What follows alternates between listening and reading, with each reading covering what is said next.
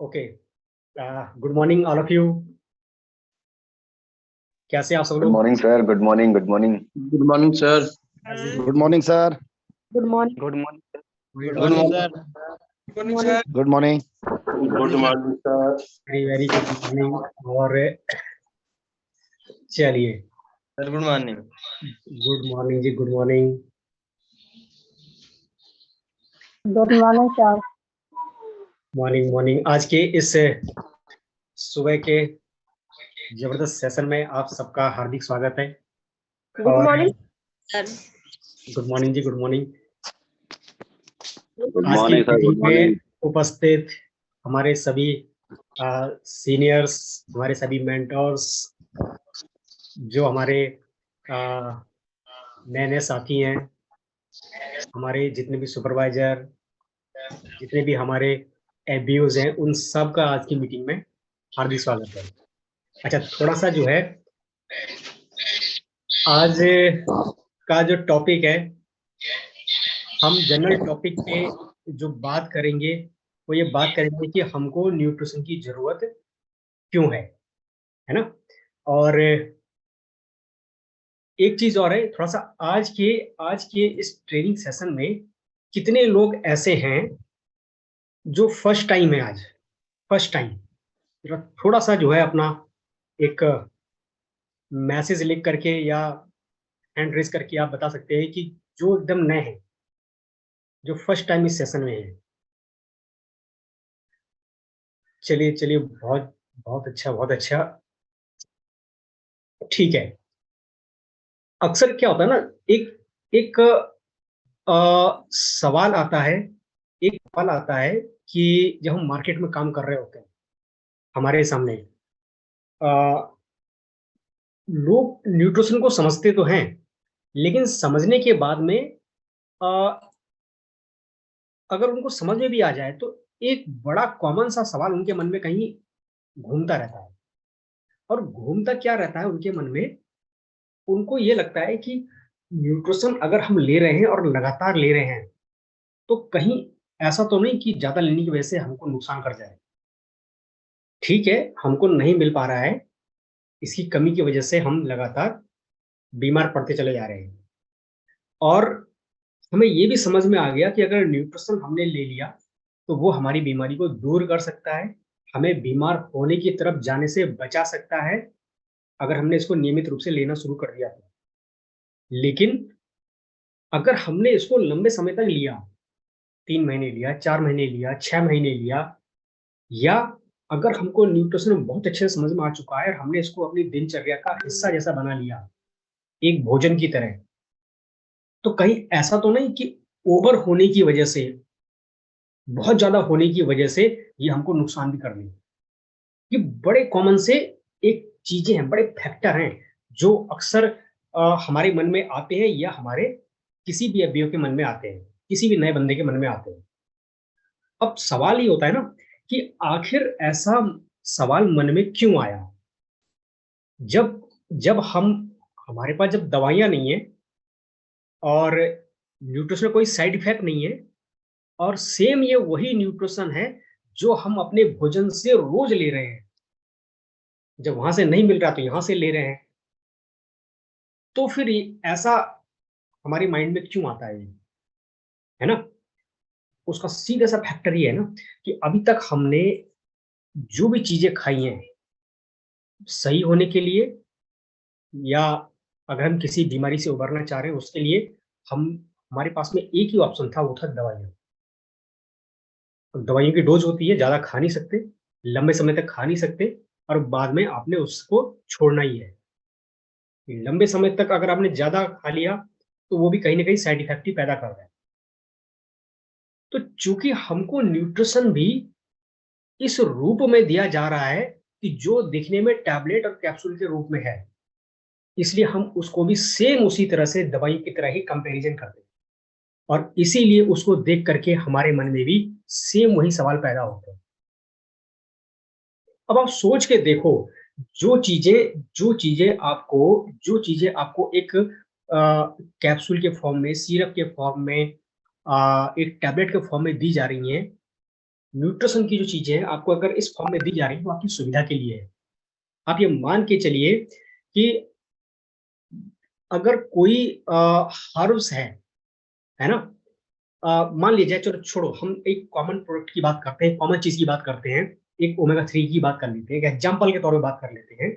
वहां से हमको ओमेगा 3 मिला। एक सोचने वाली बात है, यहाँ से आपको सारी चीजें क्लियर हो जाएंगी।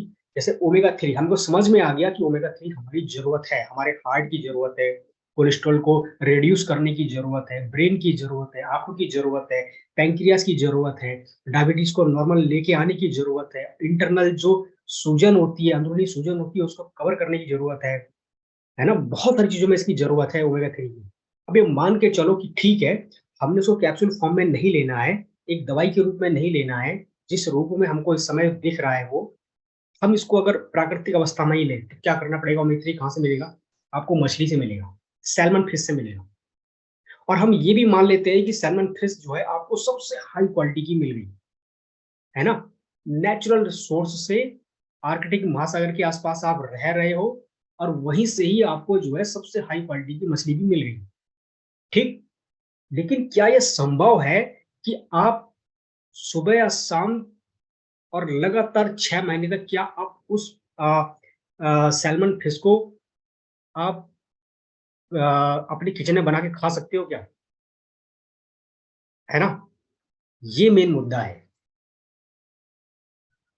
नहीं खा सकता कोई भी किसी भी भोजन को लगातार नहीं खा सकता, बोर हो जाएगा वो। 2 दिन खाएगा, 4 दिन खाएगा, 10 दिन खाएगा, लेकिन 6-6 महीने तक वो लगातार दोनों टाइम सिर्फ और सिर्फ सैल्मन फिश को, मछली को नहीं खा सकता ओमेगा 3 को प्राप्त करने के लिए।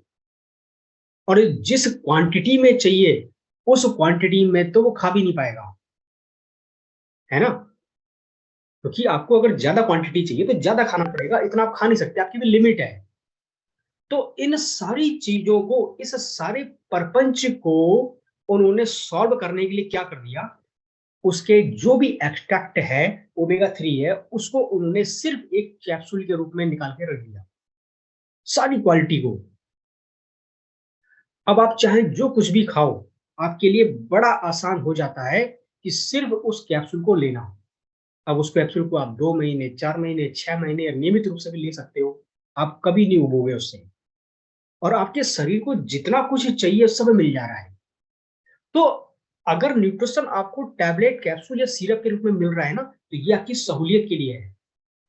आप कहीं बाहर जा रहे हो, सफर में जा रहे हो, कहीं भी आप रह रहे हो, या आपके पास में ऐसी सुविधा नहीं है कि आप हर समय 24 घंटे सैल्मन फिश एकदम हाई क्वालिटी की आपको मिल जाए, किचन में बनाने की आपको वो नहीं है, इतना प्रोसेस नहीं करना है, तो आपकी सुविधा के लिए है कि बस ये रहा एक कैप्सूल, इसको ले लो, सब कुछ है इसके अंदर, सिर्फ इतना सा है। क्योंकि वो हमको हमारी सबसे सुविधाजनक रूप में मिल रहा है। वो जो न्यूट्रिशन जो हमें खाने से मिलना चाहिए था, उसको उन्होंने क्या कर दिया, उस एक्सट्रैक्ट को सबसे सुविधाजनक रूप में सिरप, कैप्सूल और टैबलेट के फॉर्म में दे दिया। इसलिए हमने उसकी तुलना है ना सिर्फ दवाइयों से करना शुरू, इसलिए हमको उसको देख के कंफ्यूजन पैदा होता है और कुछ नहीं है। तो अब ये होता है ना कि हम लगातार दवाइयों पर निर्भर होते चले जा रहे हैं। अगर दवाइयों पे निर्भरता कम करनी है, देखो दवाइयां जरूरी हैं। जरूरी कब है? कि जब कोई डिसीज आपके अंदर आ चुकी हो, उसको आगे बढ़ने से रोकने के लिए, उसके इन्फेक्शन को रोकने के लिए, वो और विकराल रूप में ना आ जाए, उसको रोकने के लिए जरूरी है।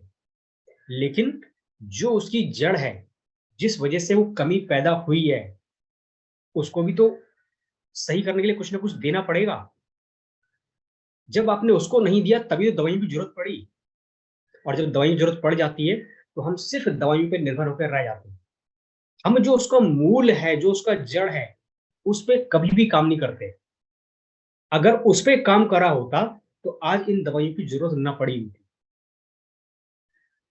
है ना। तो ये समझना बहुत जरूरी है, हमें चाहिए क्या और जो हम कर रहे हैं उसके साथ साथ हम कुछ क्या ऐसा कर दे कि वो चीज हमारी बेस से ही सही होती चली जाए, वो समझना जरूरी है। इसको समझने से पहले हम थोड़ा सा स्लाइड को समझते हैं कि पहले के टाइम पे जो बीमारियां हुआ करती थी, आज जो हमने हमने जिनको माना है ना, वो बीमारियां है नहीं। आज के टाइम पे होने वाली बीमारियां कोई भी बीमारी नहीं है। अगर आप इसको अच्छे से समझना चाहते हो तो आपको डॉक्टर रेडी स्टेंट की एक बुक पढ़नी चाहिए, और उसका फ्रंट जो चैप्टर का जो किताब का नाम है वो है क्या आपका डॉक्टर पोषक तत्वों के बारे में जानता है। उसमें उन्होंने डिटेल से लिखा हुआ है कि आज के टाइम की बीमारियां कोई बीमारियां है ही नहीं। तो बीमारियां थी क्या?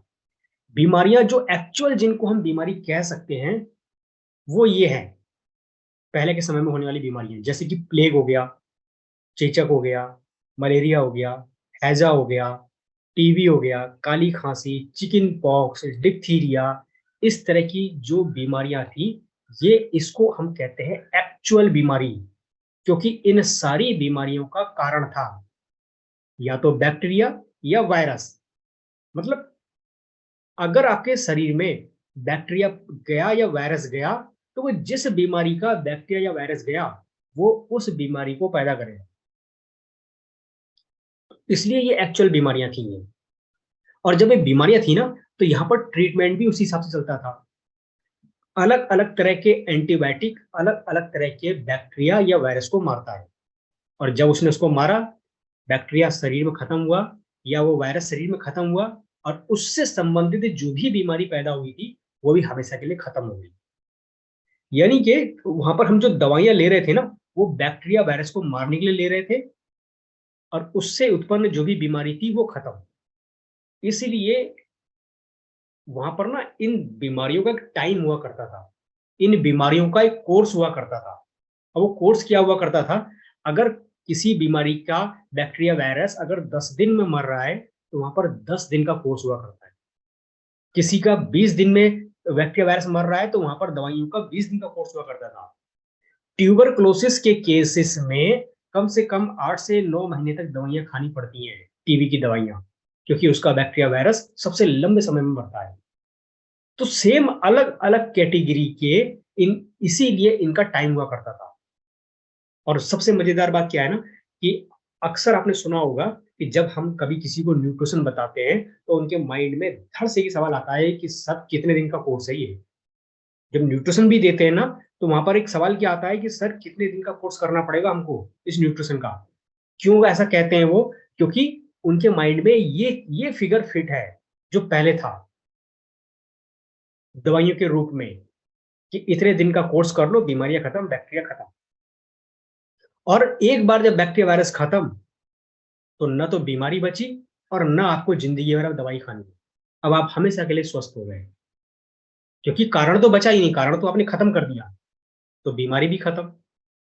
लेकिन आज के टाइम पे जो बीमारियां हो रही हैं, आज के समय में जो बीमारियां हो रही हैं, वो कौन सी बीमारी हो रही है? डायबिटीज, हृदय रोग, दौरा, ब्लड प्रेशर, गठिया, माइग्रेन, मिर्गी का दौरा, मोटापा, कैंसर, दमा, थायराइड। ये आज के टाइम की बीमारियां हैं जो बहुत कॉमन है। आप जिधर भी नजर उठा के देख लोगे बंदों को, उनके अंदर यही सब चीजें घुसी पड़ी। अब इसमें से एक भी बीमारी को आप लेके चलो, तो क्या इनमें से अगर एक भी बीमारी है ना, आप कुछ भी बीमारी उठा के चलो, क्या ये कोई भी बीमारी क्या किसी बैक्टीरिया या वायरस की वजह से पैदा हो रही है? अगर किसी को डायबिटीज है, तो क्या वहां पर कोई बैक्टीरिया या वायरस उसका कारण है क्या? हार्ट अटैक जो हो रहे हैं, हृदय रोग जो हो रहे हैं, क्या वो किसी बैक्टीरिया वायरस की वजह से हो रहे हैं? आपका ब्लड प्रेशर अगर घट रहा है, बढ़ रहा है, तो क्या किसी बैक्टीरिया वायरस के कारण से हो रहा है? वो जोड़ों में दर्द हो रहा है, आपके घुटने बोल गए, आपके कमर की हड्डी में दर्द हो रहा है, तो क्या वो किसी बैक्टीरिया वायरस की वजह से हो रहा है? आप एक एक करके देखो तो सही सारी बीमारियों को, कौन सा बैक्टीरिया कौन सा वायरस है जो इनका कारण है। तो जब इन बीमारियों का, आज के होने वाले टाइम में जो बीमारियां हैं, इनका कारण जब कोई बैक्टीरिया और वायरस है ही नहीं, तो फिर आप दवाई खा करके खत्म किसको कर रहे हैं? ये सोचने वाली बात है। पहले के टाइम पे क्या था ना, कि इन बीमारियों का कारण था, इन बीमारियों का एक मिनट जस्ट है, आप स्क्रीन पे कोई डिस्टरबेंस कर रहा है। पहले के टाइम की जो बैक्टीरिया जो बीमारियां थी ना, उनका कारण था ठीक, दवाई दी, बैक्टीरिया वायरस मरा, बीमारी खत्म। लेकिन आज के टाइम पे जो आप दवाइयां खा रहे हो, जब बैक्टीरिया वायरस ही उसका कारण नहीं है तो आप खा करके मार किसको रहे हो? और यही वजह है कि यहाँ पर कोई भी इसका टाइम पीरियड नहीं है, कोई भी इन बीमारियों का कोर्स नहीं है आज के टाइम पे बीमारी का। अगर एक बार शुगर हो गई तो लाइफ टाइम दवाई खानी है, हार्ट अटैक या हृदय संबंधित कोई भी समस्या हो गई तो लाइफ टाइम दवाई खानी है ना? बीपी, गठिया, माइग्रेन, मिर्गी का दौरा, मोटा, कैंसर, दमा, थायराइड, कुछ भी बीमारी हो गई तो अगर आज दवाई शुरू हो गई तो लाइफ टाइम तक चलनी है। कोई कोर्स नहीं है इन बीमारियों का। क्यों नहीं है कोर्स? क्योंकि कारण तो है ही नहीं। जब कारण ही नहीं है तो दवाई खा के आप कर क्या रहे हो? ये बहुत समझने वाली बात है। इन बीमारियों का जो मेन कारण है ना, वो बैक्टीरिया वायरस न होने के बैक्टीरिया वायरस न हो करके वो है असंतुलित जीवन शैली और हमारा खान पान जो ये डिस्टर्ब हुआ है। हमारा जो भोजन प्रणाली डिस्टर्ब हुई है, खान पान डिस्टर्ब हुआ है, हमारी जीवन शैली डिस्टर्ब हुई है, वो इसका मेन कारण है। जब तक आप इसको नहीं सुधारोगे, अपने खान पान को नहीं सुधारोगे, अपनी जीवन शैली को नहीं सुधारोगे, तब तक ये बीमारियां खत्म नहीं होंगी और तब तक यहां पर कभी भी दवाइयां छूटेंगी नहीं। क्योंकि यहाँ पर दवाइयां हमको ठीक नहीं कर रही हैं, यहाँ पर दवाइयां हमको खाली सपोर्ट कर दे रही हैं इतना कि बीमारी भी चलती रहेगी और दवाई भी चलती रहेगी, बस इतना सा कर दे रहे हैं। तो अगर हमें इन बीमारियों को पूरी तरह से खत्म करना है तो हमारा खान पान सही होना चाहिए, यानी कि हमको दवाइयों के ऊपर निर्भरता कम करनी पड़ेगी और अच्छे भोजन की तरफ निर्भरता ज्यादा करनी पड़ेगी। जितना अच्छा भोजन होगा, जितना अच्छा न्यूट्रिशन होगा, हाई न्यूट्रिशन वैल्यू वाला भोजन होगा, नेचुरल तरीके से उगा हुआ भोजन होगा, जितना ज्यादा ये हमारा भोजन बढ़ेगा उतना ही ज्यादा वहां पर हमारे शरीर में न्यूट्रिशन की पूर्ति होती चली जाएगी और धीरे धीरे करके दवाइयों पे हमारी निर्भरता कम होती चली जाएगी। सीधा फंडा यहाँ पर ये है। और यही बात अगर हम समझे या न समझे, डायरेक्ट या इनडायरेक्ट वे में ये बात हर किसी को समझ में आती चली जा रही है। क्योंकि आप ये देखो, अब जो है ना, जो ये होटल इंडस्ट्री वाले हैं, है ना, ये भी समझ चुके हैं कि जो इस समय जो दौर चल रहा है, इस टाइम पे जो टाइम है ना, वो न्यूट्रिशन का टाइम है। हर बंदे को न्यूट्रिशन चाहिए। अब वो ये नहीं लिखते हैं कि हमारे यहाँ चटपटा खाना मिलता है या ताजा खाना मिलता है। उन्होंने भी अपने ना काम करने का तरीका चेंज कर दिया है। हर थाली न्यूट्रिशन वाली, मतलब जो आप यहाँ खाओगे उसमें आपको न्यूट्रिशन मिलेगा, है ना? तो ये चीजें हमको समझनी पड़ेगी। आप समझो या ना समझो, ये चीजें वो व्यक्ति भी समझ चुका है जिसको न्यूट्रिशन के बारे में अभी तक कुछ भी इतना ज्यादा पता नहीं था या इतना ज्यादा उस पर ध्यान नहीं दिया गया था। हर बंदा समझ चुका है, क्योंकि अब ऑर्डिनरी चीजों से काम नहीं चलने वाला। न्यूट्रिशन तो चाहिए ही चाहिए। अभी जो एम्स की रिपोर्ट है वो साफ साफ ये कह रही है, अब वो जरूरत क्यों पड़ती जा रही है? क्यों? एक तो दो कारण है न्यूट्रिशन के हमारे उसमें जरूरत हमारी क्यों है। क्योंकि एक तो हमको भोजन से न्यूट्रिशन नहीं मिल पा रहा है, और दूसरा जो हमको सबसे कम चाहिए था, टॉक्सिन, वो चारों तरफ से चौबीसों घंटे हमको अटैक करते चला जाता है। अभी क्या दिख रहा है यहाँ पर, एम्स की रिपोर्ट ये है कि environmental toxin may be hurting you more than you thought. मतलब जितना आप सोचते हो ना, उससे कहीं ज्यादा वातावरण में मौजूद टॉक्सिन जो है हमारी सेहत को नुकसान पहुंचा रहा है। हमको लगता होगा कि अरे वायु प्रदूषण, जल प्रदूषण, ये जो टॉक्सिन जो है ये हल्के फुल्के तो है, क्या कर पाएंगे? ये इतनी छोटी मात्रा में जा रहे हैं, इतनी छोटी मात्रा में क्या कर लेगा हमारा? लेकिन वो छोटी मात्रा में जाके क्या कर पा रहे हैं, ये एम्स की रिपोर्ट है वो। और वो ये कह रहा है कि a lab setup at AIIMS is testing people with disease with no known cause. मतलब जब एम्स में मरीजों के ऊपर टेस्टिंग की गई थी गंभीर बीमारी के ऊपर, तो वहां पर उनको वो बीमारियां भी निकली जिनका कोई भी कारण नहीं था, नो नॉन कॉज, है ना?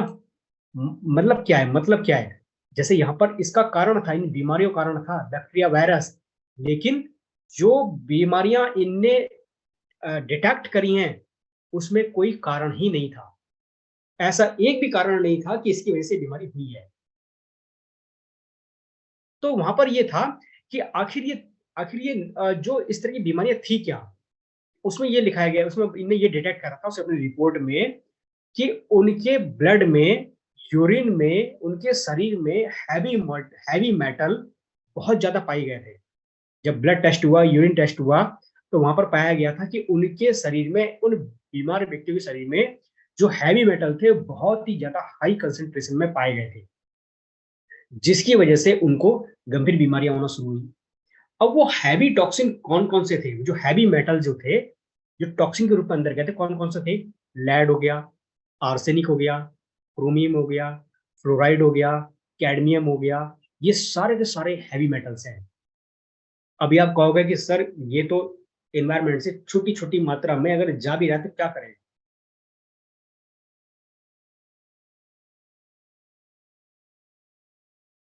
में आप ले रहे हो, बहुत छोटी सी अमाउंट ले रहे हो, लेकिन एम्स की रिपोर्ट ये है कि ये छोटी छोटी मात्रा में जा करके ही गंभीर बीमारी को पैदा कर रहे हैं। उसी तरह से आर्सेनिक, उसी तरह से लेड, उसी तरह से बहुत सारा है। अब ये जरूरी नहीं है कि आप जब कुछ खाओ तभी ये जाएगा, है ना? आपके एयर के माध्यम से, वाटर के माध्यम से, फूड के माध्यम से ये नियमित रूप से जा रहा है, छोटा छोटा छोटा छोटा करके जा रहा है।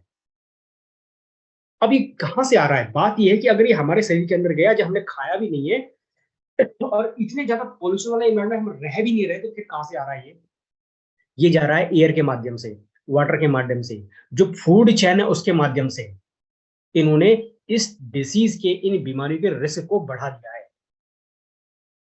कौन सी बीमारियां? वो खाली सर्दी खांसी बुखार जुकाम नहीं, बल्कि बहुत सारा जो इस हैवी मेटल से लिंक्ड हैं जो डिसीज, वो कौन कौन सी है? कैंसर हो गया, कंजेनाइटल डिफेक्ट। कंजेनाइटल डिफेक्ट मतलब क्या हो गया कि आपने देखा होगा आजकल जो बच्चे हैं जो पैदा हो रहे हैं, वो या तो उनका ब्रेन डेवलप नहीं हो पा रहा है, मंदबुद्धि रह जा रहे हैं, या अगर वो हो भी रहे हैं, अगर उनका ब्रेन भी ठीक है, तो कहीं ना कहीं उनके शरीर के किसी न किसी अंग में कुछ ना कुछ डिफेक्ट रह जा रहा है। कभी हाथ कमजोर पड़ गए, कभी पैर डेवलप नहीं हो पाया, कभी आंखें डेवलप नहीं हो पाई, कभी उनके कान डेवलप नहीं हो पाए, कभी उनका जीभ का तालू फटा हुआ है ना? तो इसे कहते हैं कंजेनाइटल डिफेक्ट। मतलब अगर वो, आपने बहुत से बंदे ऐसे बच्चे देखे होंगे जो अगर वो बिस्तर पे पड़े हैं, 2 साल 3 साल 5 साल 7 साल हो गए बिस्तर पे पड़े ही हैं, वो अपने पैरों पर खड़े नहीं हो पा रहे हैं, क्योंकि उनकी जो मांसपेशियां हैं, उन मांसपेशियां इतना तेजी से वो डैमेज होती चली जा रही हैं कि वो डेवलप होने के बजाय रिड्यूस होती चली जा रही है, खत्म होती चली जा रही है। ये होता है कंजेनाइटल डिफेक्ट, जो हमको जल्दी दिखाई नहीं देता है ना? एडवर्स प्रेगनेंसी आउटकम्स, प्रेगनेंसी के टाइम पे बहुत ज्यादा जो कॉम्प्लिकेशन आने शुरू हो जाते हैं, वो उसको इफेक्ट कर रहा है ये।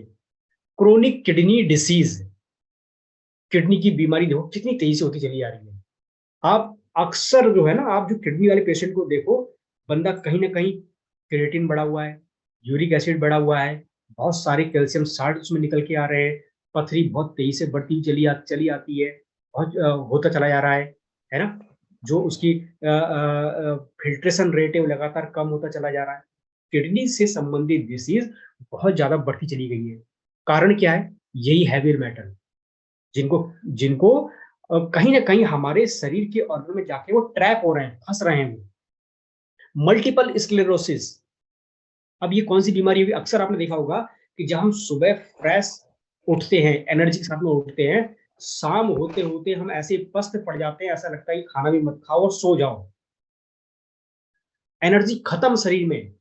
उसे कहते हैं मल्टीपल स्क्लेरोसिस। जरा सा आपने काम करा और थकान हो गई बड़ी गंभीर, है ना?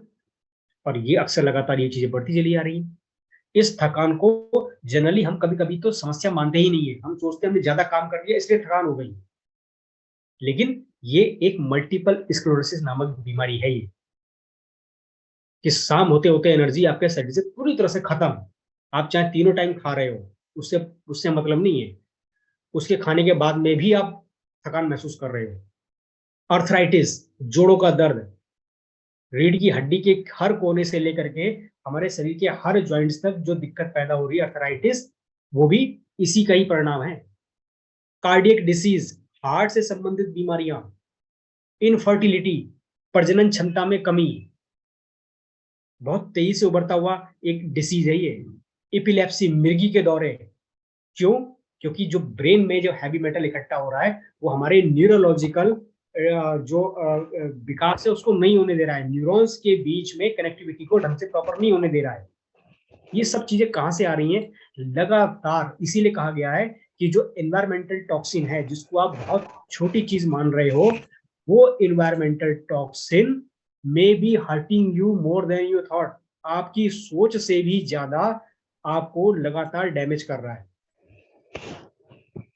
अब यहाँ पर बात ये आती है ना कि छोटा छोटा टॉक्सिन आखिर हमको कैसे इतना ज्यादा इफेक्ट डाल रहा है। ये जितना भी चीज है ना, फ्री रेडिकल, जितना भी टॉक्सिन है, जब ये टॉक्सिन हमारे शरीर में जाता है तो वहां पर जाकर के ये फ्री रेडिकल्स को पैदा करता है। फ्री रेडिकल्स का मतलब क्या हो गया कि ये जितना ज्यादा हमारे शरीर के अंदर रहेगा उतना कोशिकाओं को डैमेज करेगा। अब 24 घंटे आप न्यूट्रिशन तो ले नहीं रहे हो, जो आपको ढंग का मात्रा में मिल नहीं पा रहा है, भोजन, हवा, पानी खाने के माध्यम से जो आपको न्यूट्रिशन मिल रहा था, जो इन्हीं फ्री रेडिकल्स को लगातार खत्म करके, ट्रैप करके शरीर से बाहर निकाल रहा था, आपकी डैमेज कोशिकाओं को वहां पर कवर कर रहा था, स्ट्रॉन्ग कर रहा था, वो तो हो नहीं पा रहा है। और ऊपर से आप फ्री रेडिकल्स आपके शरीर में और अटैक कर रहे हैं चारों तरफ से। वो कैसे कर रहे हैं, वो कैसे कर रहे हैं, वो चीज यहां से आपको समझ में आती चली जाएगी कि हम सुबह शाम तक किस तरह से इसके ट्रैप में फंसे पड़े हैं हम। सबसे पहले तो स्मोकिंग, ठीक है ना।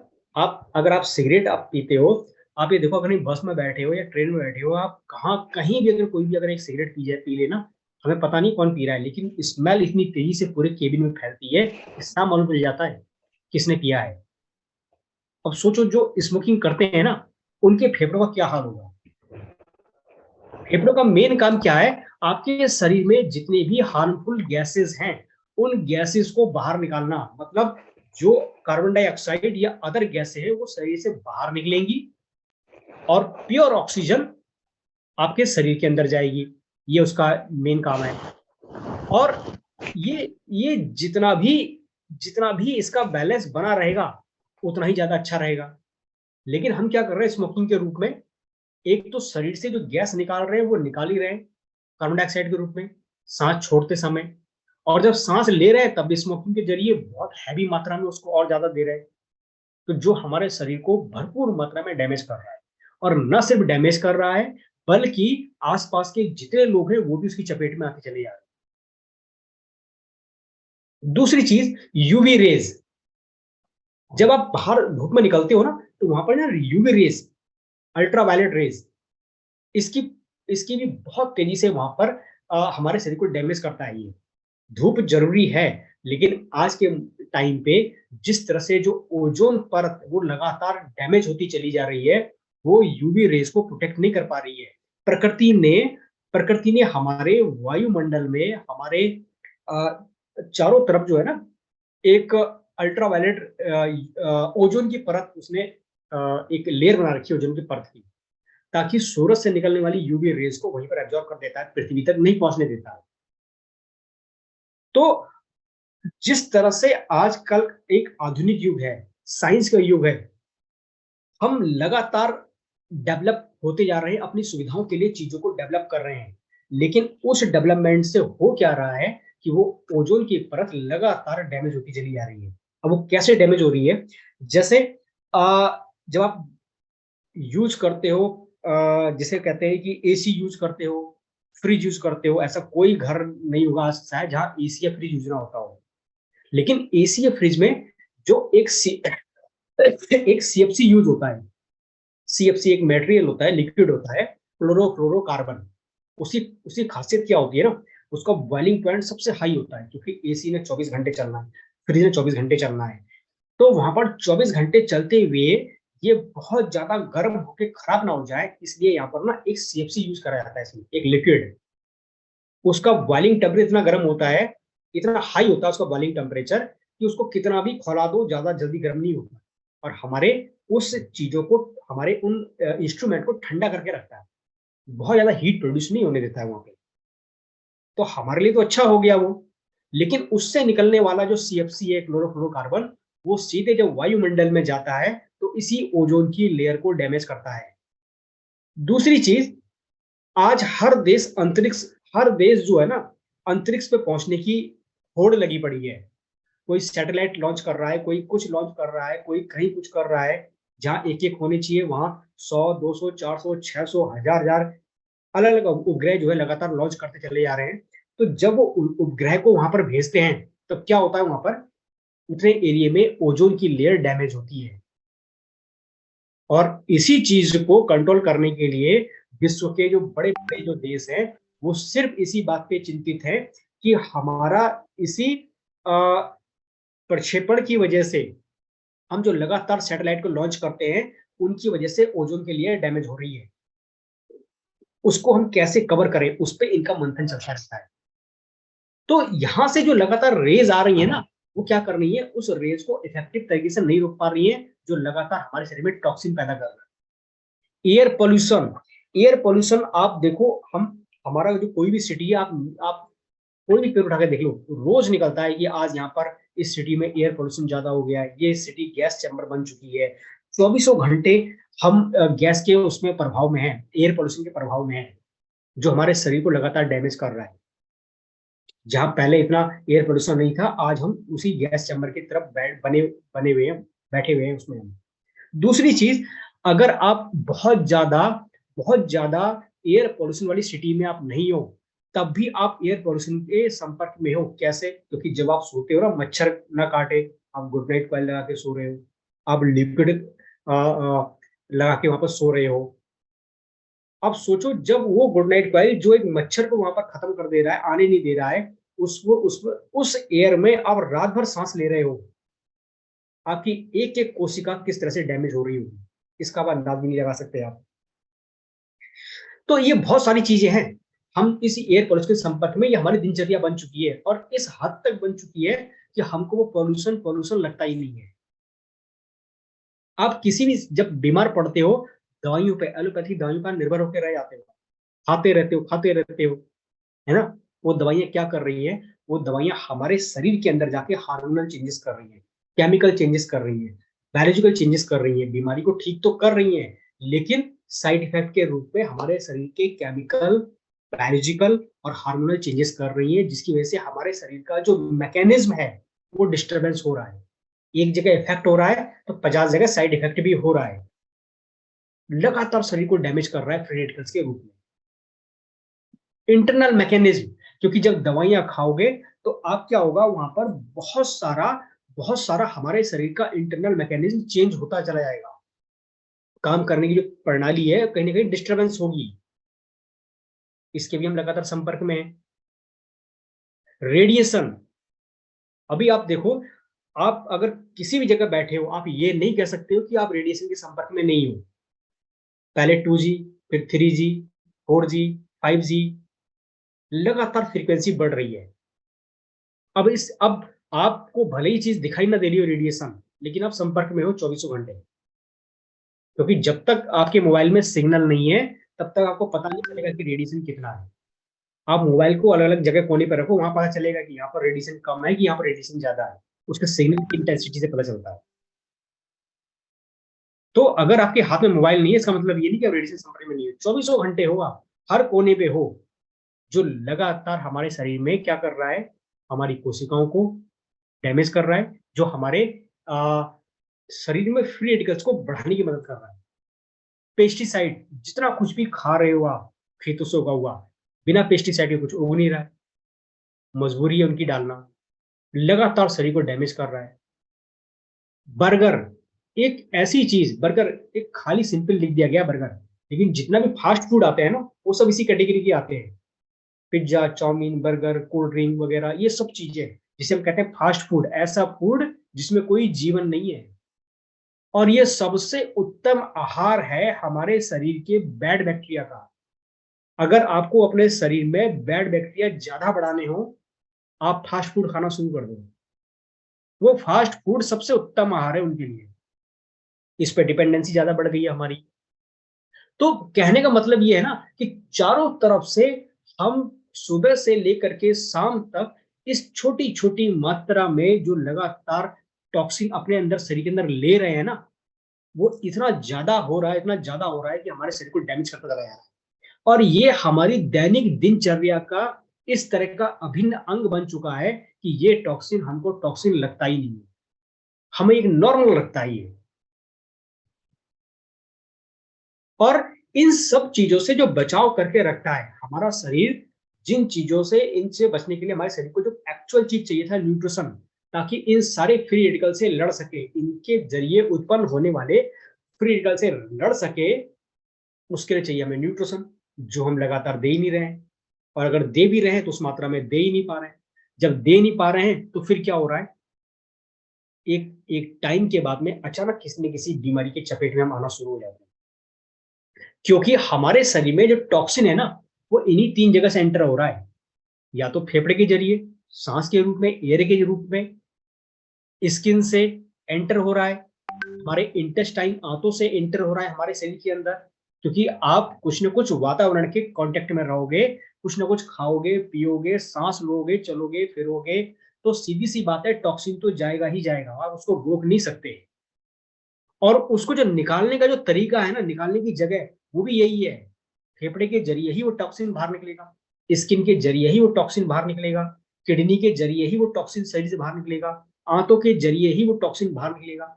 यानी कि अगर आने का, अंदर आने का जरिया भी यही था, तो बाहर निकालने का जरिया भी यही है। ये हमारे फिल्टर ऑर्गन ही है जो लगातार आने वाले टॉक्सिन को बाहर निकाल रहे हैं। लेकिन जब कभी ये ऑर्गन ढंग से काम नहीं कर पाते हैं, जब हम इनको ढंग की मात्रा में न्यूट्रिशन नहीं देते हैं, तब ये ढंग से काम पूरी क्षमता से नहीं कर पाते, टॉक्सिन को भरपूर मात्रा में बाहर नहीं निकाल पाते।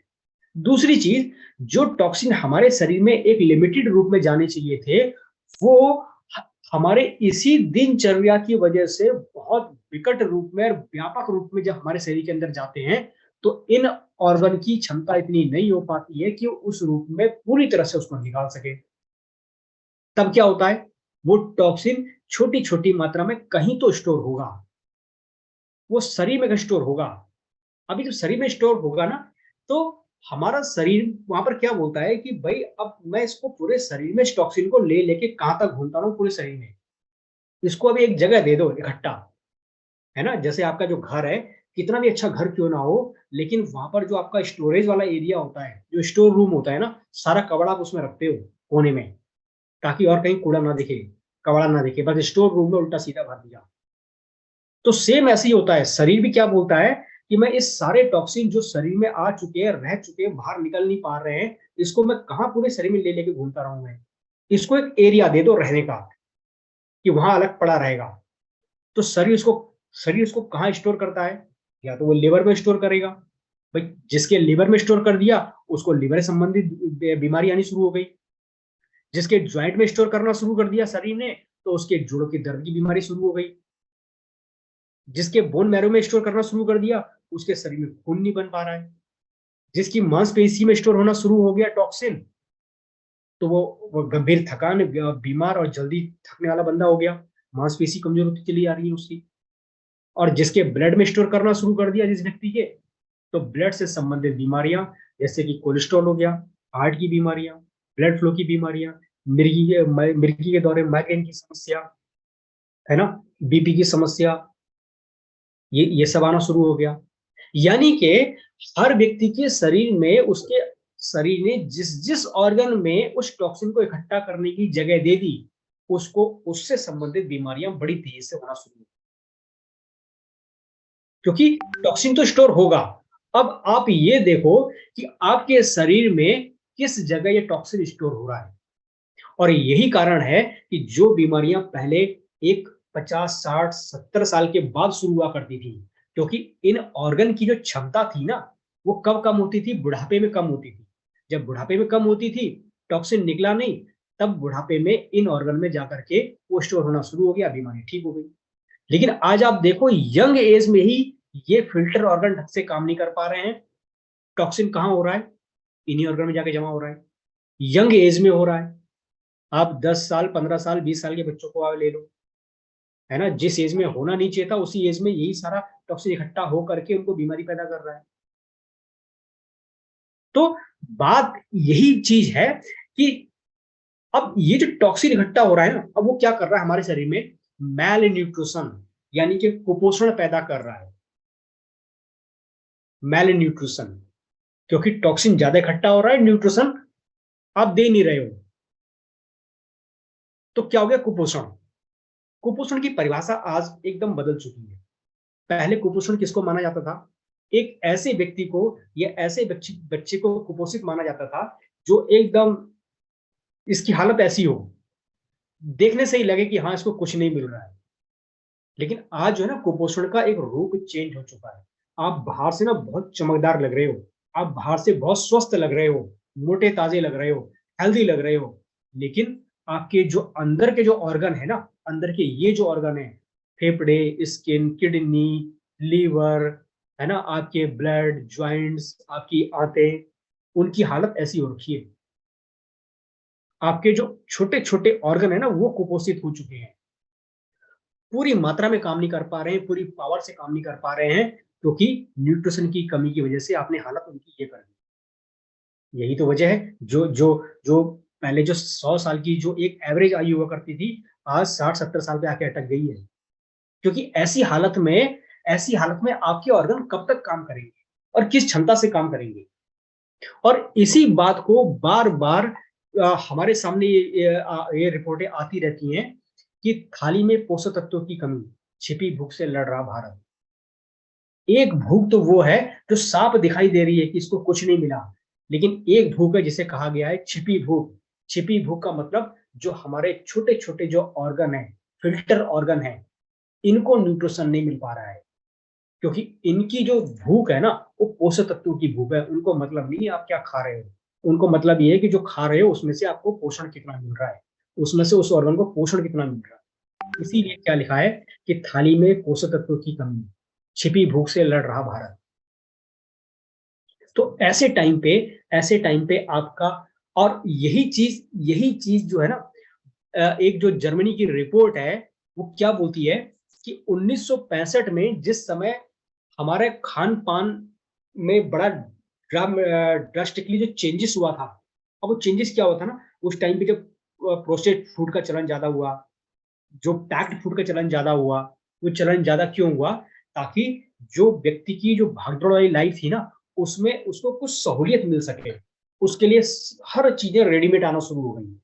आज आप शॉपिंग मॉल में जाके आओ, वहां पर आपको बहुत सारे चीजें ऐसी मिल जाएंगी जो रेडीमेड है ना। आओ सीधे जाओ, पैकेट उठा के लेके आओ, काटो, खोलो, गर्म पानी में उसको डालो, घोलो, और तुरंत 2 मिनट में जैसे मैगी तैयार, ऐसे 2 मिनट में पता नहीं किस किस तरह के सूप, किस किस तरह के भोजन, किस किस तरह के जो मटर जो कभी 2-4 दिन छील दो खराब नहीं होती थी, उसको आप पैकेट में आप ले लो, सालों महीनों तक रखा पड़ा है वहां पर, वो खराब नहीं हो रहा है वो।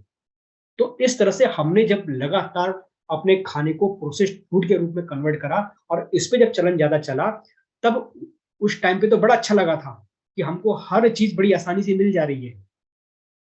लेकिन उससे क्या हो गया, इस तरह के भोजन पे डिपेंड होने से क्या हो गया कि अब हालत ये है कि 13.5 करोड़ लोग भारत में मोटापे से परेशान हैं। 7 करोड़ लोग लगभग ऐसे हैं जो डायबिटीज, और 8 करोड़ लोग ऐसे हैं जो हाई ब्लड प्रेशर से जूझ रहे हैं, है ना।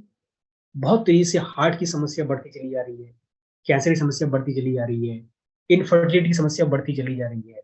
कारण क्या है, कारण जो हमने अपने फूड पे लगातार ट्रायल करा है, न्यूट्रिशन खत्म करके बस खाने को वो दिया। अच्छा, हम फिर अगर हम हमारे उसमें न्यूट्रिशन कम था, तो फिर हम मोटे क्यों आ रहे हैं, मोटे इसलिए क्यों हो रहे हैं क्योंकि कार्बोहाइड्रेट से हमारा मोटापा तो बढ़ा, लेकिन न्यूट्रिशन हमारे ऑर्गन को नहीं मिल पा रहा, तो जिसकी वजह से हम बाहर से बड़े अच्छे दिख रहे हो, अंदर से एकदम कमजोर हो चुके हैं, अंदर से ऑर्गन कुपोषित हो चुके हैं। और रिपोर्ट ये कहती है कि अगर सेम यही कंडीशन रही, अगर यही कंडीशन रही, तो 2050 तक इंडिया ही नहीं बल्कि दुनिया भर के लोग पोषक तत्वों की भारी कमी से जूझेंगे। यहां पर कहीं ये नहीं लिखा है कि 2050 तक दुनिया भर के लोग दवाइयों की भारी कमी से जूझेंगे। ये लाइन नोट करने लायक है। साफ साफ लिखा हुआ है कि 2050 तक इंडिया नहीं बल्कि पूरी दुनिया के लोग पोषक तत्वों की भारी कमी से जूझेंगे। और जब तक आप शरीर को एक अच्छा पोषण नहीं दोगे तब तक ये बीमारियां खत्म नहीं होंगी।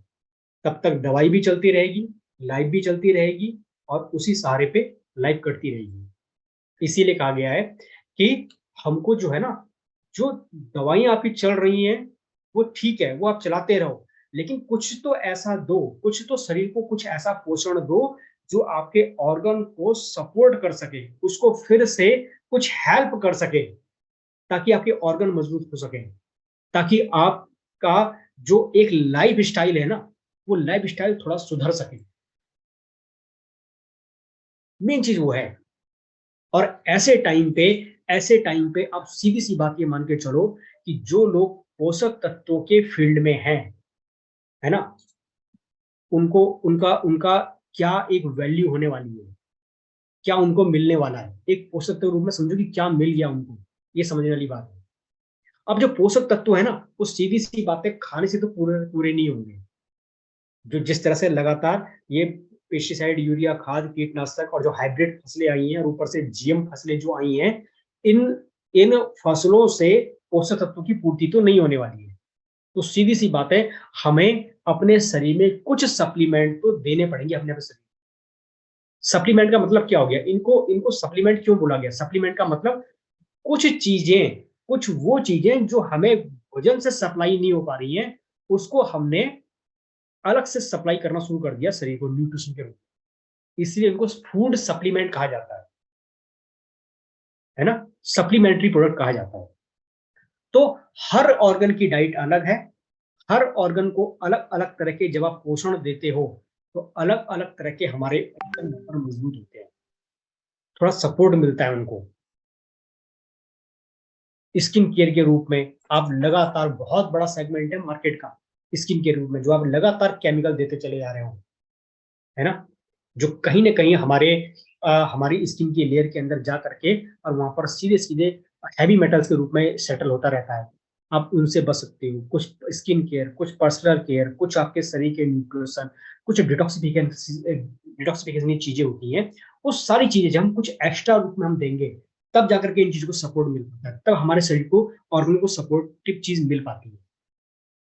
जब इतना सब कुछ समझ में आता है ना, तो वहां पर फिर एक बात क्या आती है बंदे के माइंड में कि कंपनी कौन सी है। इतना सब कुछ समझ में आने के बाद में भी ग्राहक से सवाल क्या होता है? कंपनी कौन सी है ना। उसके बाद में भी बंदा कभी ये नहीं पूछता है कि मेरे मतलब के क्या प्रोडक्ट हैं। अब सीधी सी बात है, आपको प्रोडक्ट ठीक करेगा या कंपनी ठीक करेगी? आपके जो लिवर है, किडनी है, आंखें हैं, है ना, आते हैं, आपका जो हार्ट है, ब्रेन है, आंखें हैं, उसको तो मतलब ही नहीं है किसी कंपनी से। आप दुनिया की कोई कंपनी ले आओ, हमारे ऑर्गन को किसी कंपनी से कोई मतलब नहीं है। उसको मतलब है ढंग का न्यूट्रिशन, वो सिर्फ ढंग के न्यूट्रिशन को पहचानता है। तो जब कभी इतना सब कुछ पूछते हैं ना, तो वहां पर बंदे के माइंड में सबसे पहला सवाल ये आता है, उल्टा सवाल ये आता है कि कौन सी कंपनी है। कभी नहीं पूछेगा कि मेरे मतलब के प्रोडक्ट कौन से, है ना।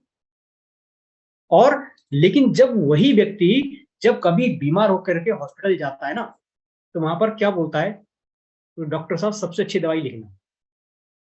वहां पर कभी नहीं पूछेगा डॉक्टर साहब से कि आपने मुझे कौन सी कंपनी की दवाई लिखी है। आप छोड़ो लोगों को, आप अपने आप से ही देखो। अगर आप किसी चीज की दवाई खा रहे हो, किसी समस्या में दवाई खा रहे हो, तो आपको तो नाम भी याद नहीं होगा कि आप मेडिसिन कौन सी कंपनी की खा रहे हो। हजारों कंपनियां हैं, Cipla, Cadila, Pfizer, remdesivir, Mankind, doctor रेड्डीलेफ, फाइजर, पता नहीं लाइन लगी पड़ी है इन सब कंपनियों की। कभी आपने देखा कौन सी कंपनी की दवाई खा रहे हो?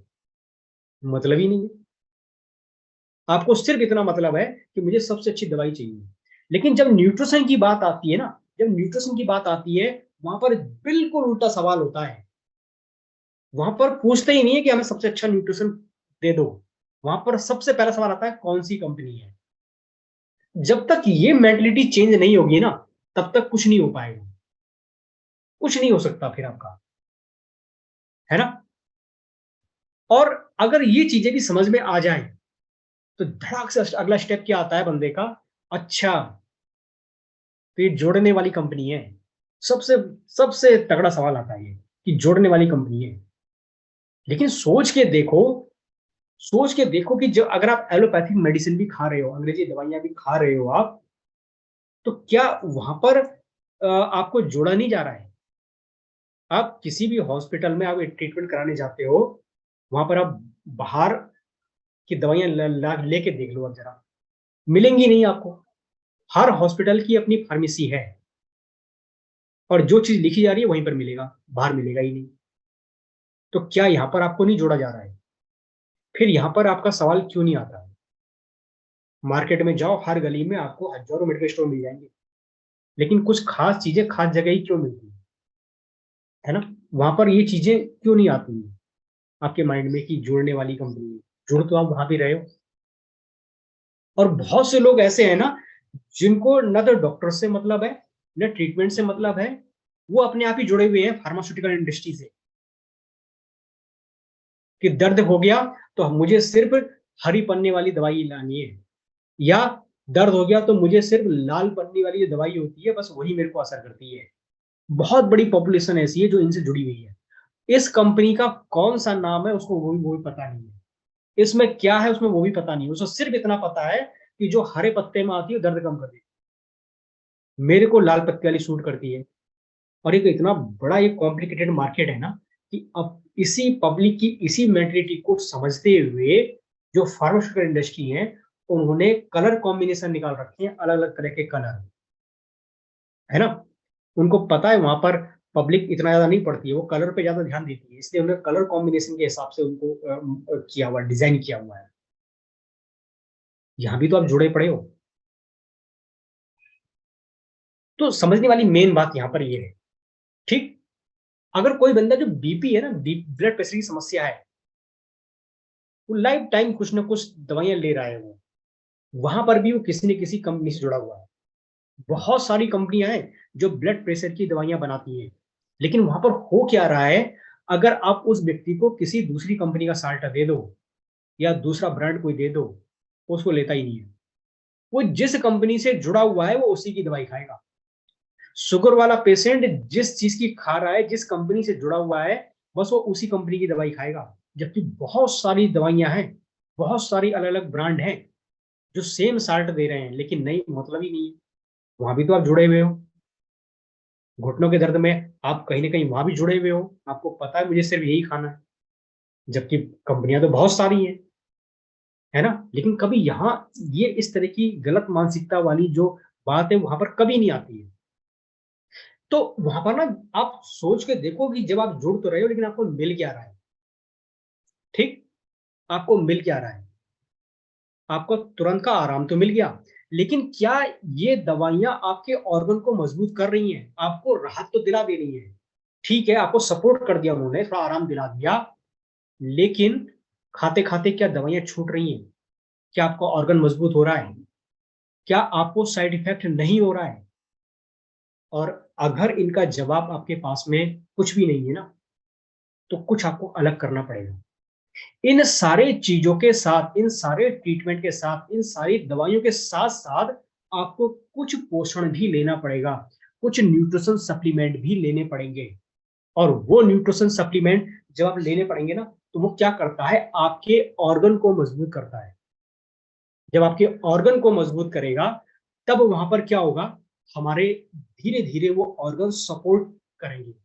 जब वो सपोर्ट करेंगे तो उससे क्या होगा, हमारा जो इंटरनल मैकेनिज्म है, जो हमारा शरीर का मैकेनिज्म है, प्राकृतिक रूप से जब सुधरना शुरू होगा, तब धीरे धीरे करके इन दवाइयों के ऊपर हमारी निर्भरता कम होती चली जाएगी। सीधी सी बात यह है। तो यहां पर ना, न तो हमने कभी किसी का ट्रीटमेंट करना है और ना हमारे पास दवाइयां हैं। हमने क्या करना है, अपने ऑर्गन को सपोर्ट करना है, वो न्यूट्रिशन देना है कि जो हमारे शरीर को मिल नहीं पा रहा था। हम जिस टॉक्सिन वाले एनवायरनमेंट पे लगातार हम रह रहे हैं, जो 24 घंटे हमको इफेक्ट कर रहा है, फ्री रेडिकल्स हमारे शरीर में बना रहा है, उसको इफेक्टिवली हमारे शरीर से निकालने में मदद कर सकते हैं। इसलिए न्यूट्रिशन की जरूरत है। और अगर आप इसको लगातार भी लेते हो, लंबे समय तक भी लेते हो, तो आपको समझ में आ चुका होगा कि न्यूट्रिशन कभी भी आपके शरीर में ओवर नहीं होता है। क्यों नहीं होता है? क्योंकि आप जिस माहौल में रह रहे हो ना, आपके शरीर में फ्री रेडिकल्स ज्यादा बन रहे हैं, उनको ज्यादा निकालने के लिए ज्यादा अमाउंट में भी चाहिए, क्योंकि भोजन से पूर्ति नहीं हो पा रही है। फ्री रेडिकल लगातार डैमेज करता जा रहा है, उस डैमेज को कवर करने के लिए न्यूट्रिशन चाहिए। तो वो चीज तो आप अपने माइंड से निकाल दो कि अगर आपने 1 महीने, 2 महीने, 3 महीने ले लिया तो कहीं बहुत ज्यादा ओवर ना हो जाए, बहुत ज्यादा नुकसान ना हो जाए, है ना, या हमारे शरीर में कोई साइड इफेक्ट पैदा ना कर ले। तो मेरा समझाने का आज का उद्देश्य सिर्फ इतना ही था कि न्यूट्रिशन हमारी डेली लाइफ की जरूरत है, डेली नीड की जरूरत है। आप अगर इन तरह की गंभीर समस्याओं से बचना चाहते हो, आप शरीर के एक एक ऑर्गन, एक एक कोशिका से टॉक्सिन को बाहर निकालना चाहते हो, तो आपको न्यूट्रिशन की तरफ को बढ़ना ही पड़ेगा। आप समझो या ना समझो, आज आपने समझ लिया तो आपकी जरूरत है, नहीं तो कल को मजबूरी में तो समझना ही पड़ेगा। तो आज के मैं अपने सेशन को यहीं पे वाइंड अप करता हूँ। और कैसा लगा सेशन आपको आज का? क्या चीजें आपको समझ में आई हैं, तो आप शेयर कर सकते हैं। बहुत जबरदस्त सर। सर बहुत ही शानदार, बहुत ही जबरदस्त रियली बहुत बहुत अच्छा सेशन रही है आपका सर, बहुत अच्छा। Thank you ji, thank you, thank you sir, thank you ji, thank you. ठीक है, फिर हम मिलते हैं नए टॉपिक के साथ, नए चीजों के साथ में। बहुत थैंक यू। आज का सेशन बहुत ही अच्छा लगा हमें। अच्छा सर।